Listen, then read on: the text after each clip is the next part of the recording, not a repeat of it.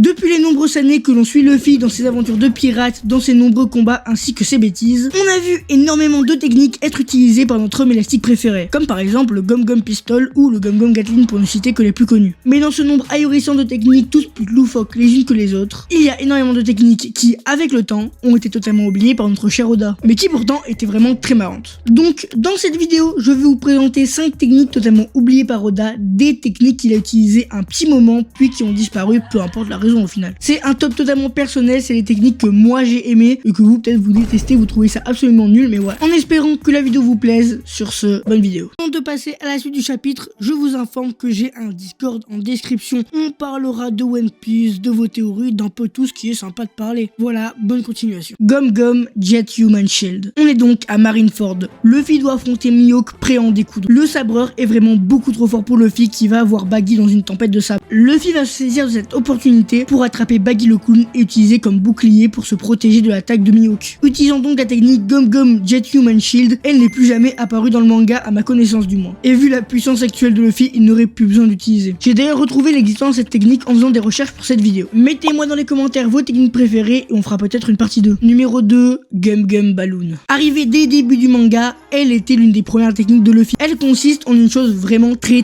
simple. Luffy va gonfler son corps pour créer un énorme ventre et amortir les chutes, les coups et renvoyer les boulets de canon ou bien même les balles. On a vu cette technique jusqu'à Marineford où Luffy l'a utilisée, mais sinon on ne la revoit plus beaucoup. Elle réapparaît de temps en temps, mais vraiment très peu. Personnellement, j'aimerais beaucoup revoir cette technique. Elle était assez drôle. Numéro 3, Gomu Gomu no Kazagoluma. Une technique apparue pour la première fois contre Arlong. Bon, en réalité, contre Meme le monstre des mers. Cette technique consiste à planter ses pieds dans le béton, ensuite tourner sur soi afin d'attraper son adversaire et l'écraser au sol. Une technique assez puissante, mais qui avait un gros défaut, c'est que Luffy restait bloqué dans le béton. Ce qui permit à Arlong de l'envoyer couler dans l'eau sans difficulté. Peut-être que maintenant, ça aurait une utilité, vu que Luffy, avec le Gear 5, peut facilement se sortir du béton. Numéro 4, Gum Gum Filet. Une de mes techniques préférées car je la trouve assez ingénieuse. Luffy emmêle ses doigts puis les allonge pour former un filet. Cela lui permet de capturer ses adversaires ou d'envoyer ses doigts dans des directions aléatoires. Je n'ai malheureusement pas trouvé quand est-ce qu'était sa première apparition ni sa dernière. Ce qui est assez dommage, j'aurais bien aimé savoir quand est-ce qu'elle a disparu. Numéro 5, Gum Gum Crunch. Apparue pour la première fois à l'arc Alabasta, elle recopie très clairement les pouvoirs de l'ancien roi maléfique de Drum, Wapol. Elle consiste à faire gonfler la tête de Luffy et venir avaler son adversaire. C'est une technique très bizarre mais assez marrante. Elle est malheureusement apparue qu'une seule fois dans l'œuvre et c'est déjà beaucoup,